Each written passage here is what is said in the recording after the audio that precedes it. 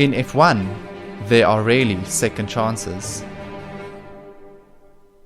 A split second can change everything. 1 minute you're on top of the world and the next you're in the barriers choking on your own incompetence. To be a driver in this sport is one of the greatest sporting achievements there is, and yet once you're in, you're thrown amongst the lions. What must it feel like to call yourself an F1 driver but to know that you are merely average? Well everyone, let me tell you, I wouldn't know anything about what I just said, but I will grab my microphone, sit on my couch, and in between my chocolate wrappers, give you my definitive list of the 10 current best drivers in F1.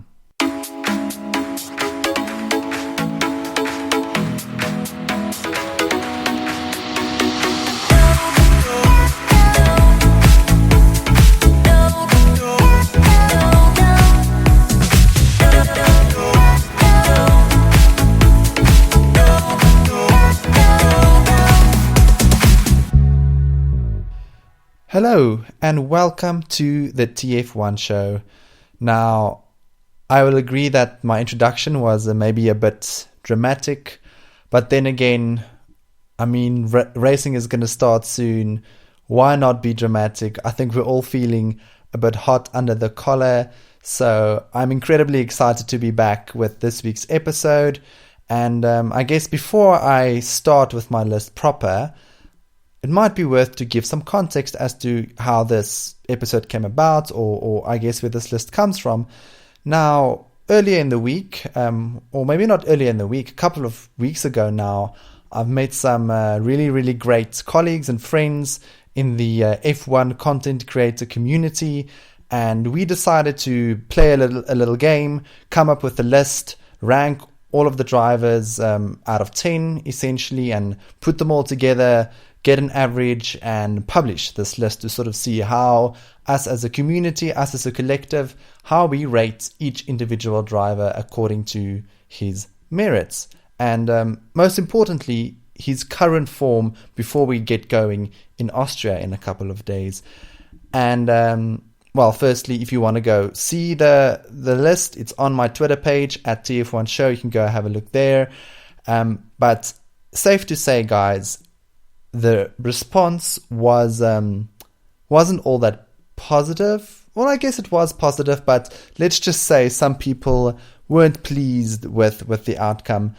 Some maybe more than others. And I thought, you know what, let me make this an episode on the podcast. Let me talk about it. Let me maybe explain the specific rankings that I gave. So I'm going to spend the next couple of minutes ranking my 10 best drivers of 2020, or I guess, you know, as we're standing here today, who I think the 10 best drivers are before we start the season. So let's jump straight into it with my number 10 pick on my list, and that goes to Esteban Ocon. Now, I'm not sure whether the people out there are going to see this as a controversial choice, whether if they look at the remaining 9 drivers that I have on the list, whether they're going to be angry that I swapped out some of their favorite drivers for Esteban Ocon, but I want you guys to hear me out, right? Now, Esteban, he's a bit of a forgotten child in a way, you know. He had a year out of Formula One. He had the big, you know, confrontation with Sergio Perez 2 years ago, where they fought tooth and nail on the track. It was dramatic. It was painful. I mean, he had his own Drive to Survive episode. Then you must know that it was a big storyline, back in the day. And I think people have forgotten how good Esteban Ocon actually is. He gave Sergio Perez such a headache when they were teammates, and we all know how good of a driver Sergio Perez is. And I've always said people have unfairly put the blame on Esteban Ocon for that whole saga in 2018 and maybe in 2017 as well, where they came to blows so often during the races and during, I don't know if it was qualifying as well, but doesn't really matter. Sergio Perez did not enjoy this young whippersnapper coming, out qualifying him, out racing him from time to time, and we all know what a good racer Sergio Perez is.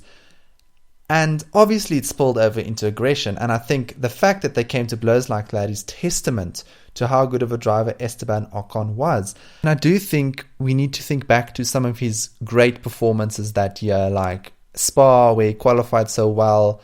I mean, he put some big performances and big drives in that year. And I think it was largely overshadowed by his battles with Perez. And secondly, that one controversial move that he made on Max Verstappen while he was in the lead in Brazil, which, I mean, I'm not going to get into that argument now. Let's leave that one for another day. But at the end of the day, that incident defined him and sort of sticks in people's memory, where if you think about Ocon's career up to now and his entire career in Formula One, he's probably a lot more accomplished than what people think and what people give him credit for.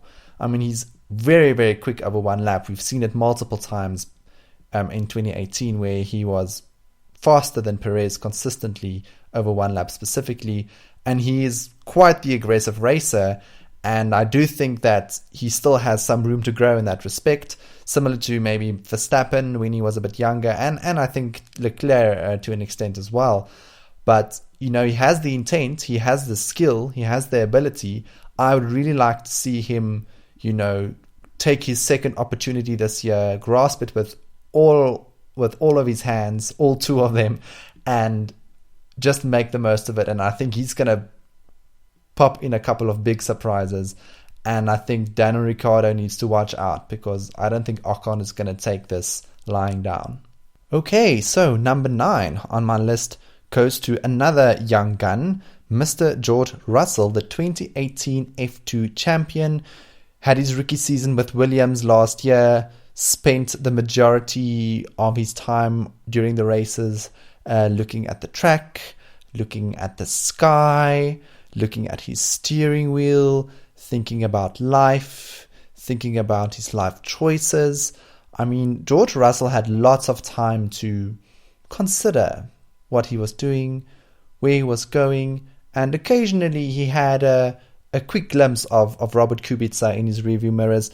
So you might be asking me, how can I possibly put someone like George Russell in my top 10 if we haven't even seen him really overtake anyone in the past 365 days?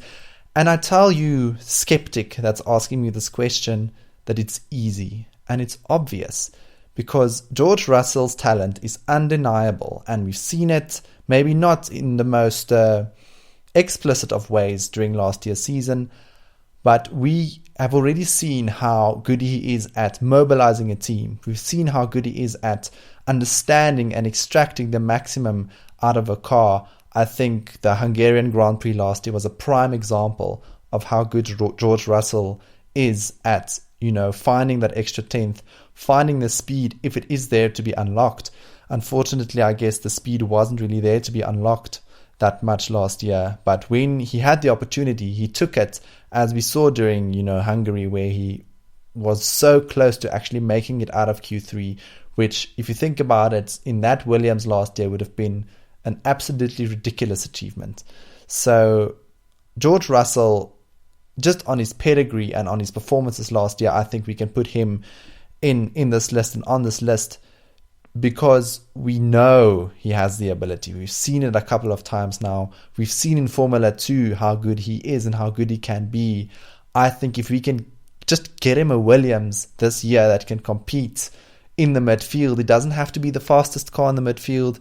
You know, if he can overtake Kevin Magnussen or Roman Grosjean every now and again, that's all we want.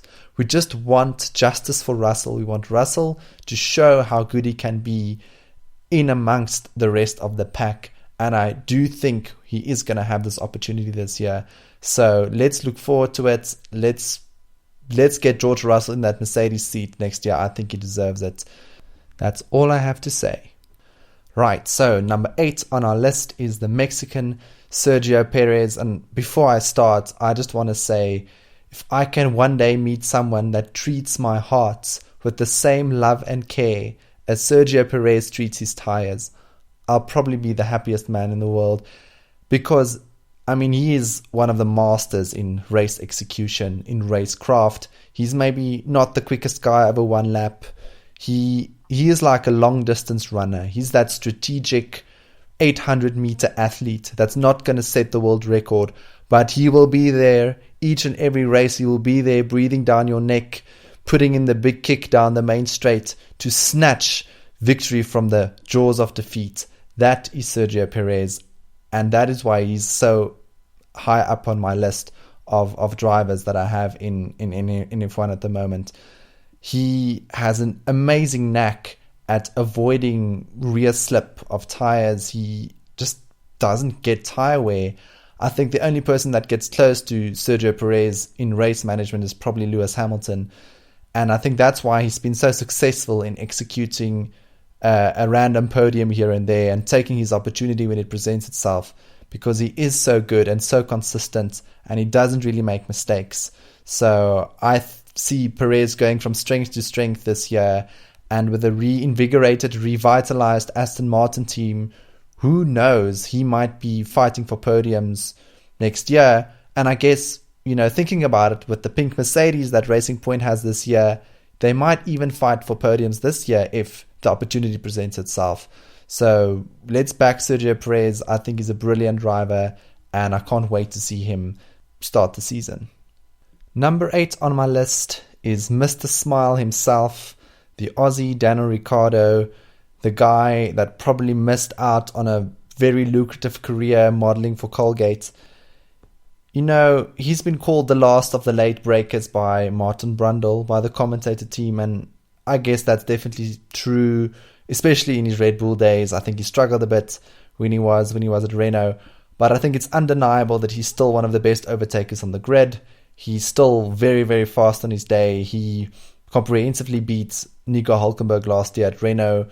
Hülkenberg has been there a couple of years. It was Ricciardo's first year at the team, and still he was able to outperform for Hülkenberg, and we all know that Hülkenberg is no slouch.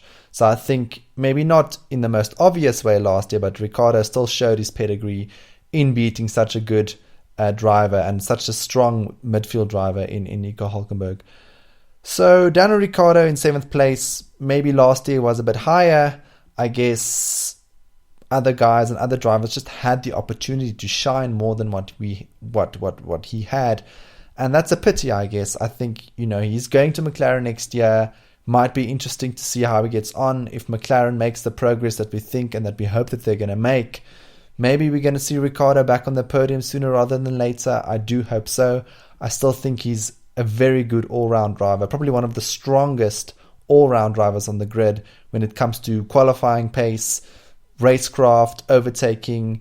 Maybe not, the most prolific race manager, but also not really a weakness that I can find in Daniel Ricciardo's overall portfolio of skills. So again, high up on my list, still a strong driver, definitely a driver that any team would want in their lineup, except it turns out Ferrari. So speaking of Ferrari, the next guy on my list is none other than Sebastian Vettel at number 6. Now, he was probably one of the more controversial names that our little F1 community list contained, because let's just say he wasn't ranked that highly. And if I remember correctly, he was number 10 on our list of drivers. And that, of course, unleashed the wrath, unleashed the fury of the German Twitterverse. And let's just say, I haven't seen Germany in uproar like this since the fall of the Berlin Wall. I mean, I've been getting replies, I've been getting comments, people have been up in arms saying, no, but we can't just take Vettel's last 2 years in the championship at face value. He had to deal with a Ferrari team that was incompetent, that couldn't do strategy. So it was all Ferrari's fault, and Vettel had no hand or no culpability in anything of, what happened over the last couple of years. And I'm sorry, but no, that's total BS. Vettel has as much fault in what happened over the last 3 years at Ferrari than what Ferrari has. And I know Ferrari isn't blameless. I know Ferrari has screwed up so many times. I mean, it's a running joke, Ferrari's strategic blunders. When we get to my race reviews, I mean, Ferrari probably won the Pastor Maldonado, Dunderhead Award, more often than not during my race reviews last year. But that doesn't take away from the fact that despite the team slipping up, you need a driver that can execute the races despite all of the things going wrong around him. And that's what made Lewis Hamilton such a formidable opponent, is things don't always go his way, but and even though he complains over the radio, he still gets his head down and gets the job done. Vettel has made so many inexcusable mistakes over the last couple of years, and you can't blame Ferrari for, I would say, more than 30% of them. Now, having said all of this, I still think Vettel is a very, very strong race driver. He might not be what he was in 2013. If I had to do this race 5 years ago, he probably would have been ranked in the top 3. But all drivers go through peaks and troughs, and unfortunately at the moment Vettel is going through a bit of a trough, even though he pulled back his form, I would say, slightly in the second half of last year, but still didn't really string together a couple of really strong races. He had a good performance in Singapore, he had a good performance in Japan, but in between all of those races was more evidence of him not really being in the zone and not really being able to put together the performance that we expect from a 4-time world champion. And that is why he's not in my top 5 and why he has to be happy with number 6. And I'm sure, with everything that's happened to Sebastian Vettel over the last couple of months, this will probably sting the most. Up next at number 5, it's our favorite Finn, the king of porridge, the prince of beards, Mr. 99 awareness himself, Valtteri Bottas. Now, I should maybe start with a disclaimer and just say that I've been quite harsh on Bottas recently.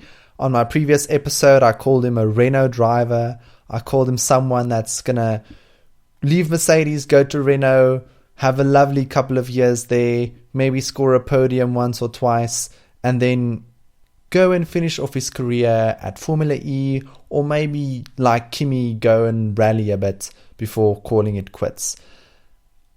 I'll be the first person to say that Valtteri Bottas is actually a seriously good race driver who is made to look average more often than not by Lewis Hamilton.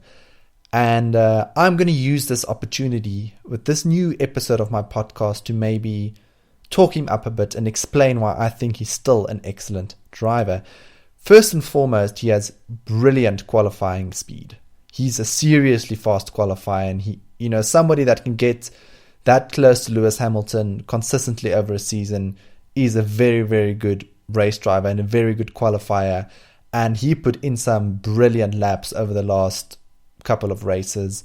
I think about, the US Grand Prix was a prime example. He had a very good race in Suzuka in Japan. I think he was excellent there. So he has the ability. I think the big problem for him now is just to unlock that race in, race out, and to be able to consistently perform at that high level, because that is the level that Hamilton is operating at. And if Bottas wants to compete with him, he's going to have to access that maximum or that limit more frequently. The area where I feel he needs to work on the most is his race management, and most importantly his tire management. Now, he himself has put his hand up and said he needs to work on that. Lewis is much better at it than what he is, and if he wants to compete during the races, he's going to have to manage those situations better and be able to extend those stints if he has to, and not run out of tires when Lewis Hamilton is still frolicking way up ahead in first place with tires that look smoother than a baby's bottom. Now, that's the one thing. But the other thing that I really think Bottas lacks, that maybe the guys that are ahead of him has, is decisiveness when it comes to racecraft and decisiveness when it comes to being in combat and making the overtake stick. And to me, the biggest case in point is with Leclerc in Monza last year. Now, I know Leclerc drove brilliantly and it was such a fairy tale event, but truth be told, the Mercedes car was faster on the day. And if Hamilton didn't wear out his tires completely sitting in Leclerc's dirty air for I don't know how many laps, he probably would have overtaken Charles at some point. And I really dreading the comments after what I just said, but no matter, I stand by that opinion. Bottas just never even threatened to overtake Leclerc at Monza, despite again having the faster car theoretically. Now I know the Ferrari is very fast on the straights, but don't tell me that there wasn't one opportunity in all of those laps that Bottas followed Leclerc where he could have tried something, or at least do something unexpected to throw Leclerc off his game, because Bottas never even looked like he was going to go for an overtake. And for somebody in a top team like that, I don't really think that's acceptable or such a good thing. But again, I'm trying to be positive about Valtteri. So, Valtteri, he's a very good race driver, very good all-round skill. He did a good job in the Mercedes, an excellent rear gunner. I mean, he's done such good work in assisting Hamilton to his World Championships. And, I mean, biggest accolade of all, he's in my top 5 of best drivers on the grid at the moment. Now, for number 4, I would like all of my listeners to eat some humble pie. Now, maybe not all of my listeners, but some listeners that left comments like, "Are you insane? How can you put Carlos Sainz in your top 10 best drivers? How is it possible that somebody like Sainz, who was smashed by Verstappen, who was solidly defeated by Hülkenberg, how can he be your 8th best driver of the 2019 season?" Now, maybe for some context, back in the day, about a year ago, or more than a year ago now, given that we are in June, before the Bahrain Grand Prix in 2019, I made a similar list to this one, where I gave my view on the top 10 best drivers currently driving in F1, and I put Carlos Sainz at number 9. Now, you should have seen, I mean, the people were angry. The 4 listeners I had at the time, 3 of them were very upset with me and couldn't understand how it's possible for me to put somebody like Carlos Sainz that high. And all I want to say is, Carlos was like 2007 Britney. He wasn't having the best time, but we saw the potential. We saw past the bald head. We saw past the random umbrella attacks. And I knew that Carlos Sainz had a toxic in him. He had a hit me baby one more time in him. And I think we can safely say, and I will state this unequivocally, that Sainz's 2019 McLaren season was his hit me baby one more time. And I do hope, now that he's signed for Ferrari, that we'll see oops, I did it agains, toxics, I'm running out of Britney Spears singles, but you get the point.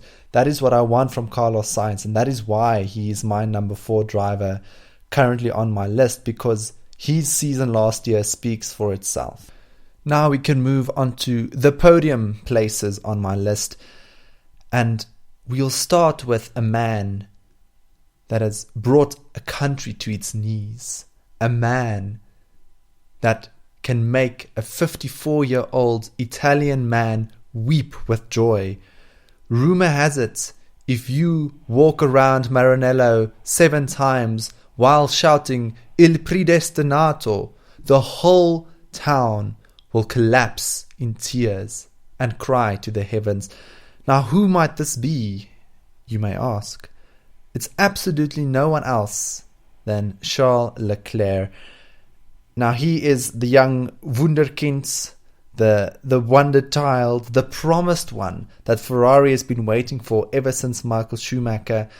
And he has put together a very, very strong CV over the last 2 years. We've seen him blossom at Sauber. We've seen him become an incredible race driver at Ferrari, beating Sebastian Vettel, a 4-time world champion, comprehensively. And I think he's just on his way to go from strength to strength. We've seen the contract that Ferrari has given him. They have put all of their bets on this man. If Ferrari had an equivalent of an all-in Formula One, Ferrari would have gone, and they have gone, all in on Charles Leclerc. And it's easy to see why. I mean, he's marketable, he's young, he speaks Italian, he fits in well with the team, the people love him, I like him. All of the criteria are met to be an excellent Formula One driver, basically. And he's just a very good race driver at the end of the day. He's an exceptional qualifier. I mean, his one-lap performances last year was insane, out of this world. And, you know, his racecraft is excellent as well. His race against Verstappen at Silverstone was top-notch, top-class. One of my favorite sequences of the year last year. He did a really good job at improving his race performances, his race pace, his tire management. I still think if he does have a weakness, it's probably there. I think he's maybe not as strong as the next two guys on my list in that specific area. But with the pace that he's been improving, I think the sky's the limit for this young man. And I really look forward to seeing what Leclerc can do this year at Ferrari and in the years to come. And as a bit of a side note, one of my friends in the content community, BMPHF1 is his title, did a brilliant video on Leclerc's backstory and sort of how he came to where he is today. So I'll link the video at the end of this episode on YouTube. So if you want to go watch it, please go and find it. It's really, really cool to see. Okay, so it's time for the top two. And I'm not sure whether you guys think this is a controversial choice or a controversial order, but I have kept Max Verstappen at number 2. Now, if you're named Helmut Marko, you will now be furious with me and immediately come and want to have me removed from the world of Formula 1 to never make another episode again. And Helmut, it's okay. I know how much you like Verstappen. I know that he is the sun, the moon, the stars of Red Bull, and that Red Bull will probably never find someone like him again, according to you. But he's just not as good as Lewis Hamilton yet. And the main reason for that is purely, I'd say, inexperience and just overall all-round brilliance that Hamilton has that Verstappen maybe hasn't mastered quite yet. Now, don't get me wrong, Verstappen is very, very, very, very good. He's a good qualifier, he's an excellent racer, good with race management, good with the tires, good with the team. He has done so many things well over the last year, and he's improved so much over the last 2 years. If he can maintain this trajectory, he's definitely going to be a world champion in future, team permitting. But it's just, I can't put him ahead of Hamilton yet. He doesn't have the pedigree. He doesn't yet have that experience in fighting for a world title that Hamilton has. Hamilton knows all of the tricks in the book. He knows when to take a chance. He knows when to pull back and be safe and be conservative. And that's what I would say the last little piece, you know, that Verstappen is lacking and something that Hamilton has in spades. And I guess I've sort of given the game away now. My number 1 driver is Lewis Hamilton, as he was last year. I mean, he's a 6-time world champion now, going for 7 this year. Odds-on favorite to win his 7th title, because I really don't think at this point he has any chinks in his armor. Yes, he can be a bit dramatic. Yes, he can whine a bit when his tires doesn't feel, you know, perfect, or doesn't feel the way it felt when they were shiny and new just after the pit stop. But at the end of the day, he complains, but then he puts his head down and he gets it done and he wins the race so often, even when he isn't supposed to. Take Mexico last year as a prime example. I mean, Hamilton was complaining about his tires all of the time, but it didn't take away from the fact that he managed that race so well and still beat the Red Bulls and the Ferraris by just being an excellent race executor. And that is why Lewis Hamilton is my number 1. He is an all-round driver, brilliant at every aspect of being a race car driver, has the best team, manages the team so well, has built the team around him. I really don't see anyone taking his crown away from him over the next couple of years, again, car permitting. And that, ladies and gents, is my list of drivers before we get to the 2020 season in Austria this weekend. Now, if you agree with my list, please pop me a like or click the subscribe button. And if you disagree with my list, please come and fight me in the comments. I am pumped up for the season to start, so it would be great to get rid of some of the adrenaline before we get going. Now, as I mentioned, please hit that subscribe button if you enjoyed the episode, and I'll be back by the end of the week with my first race recap of the 2020 season. Bye.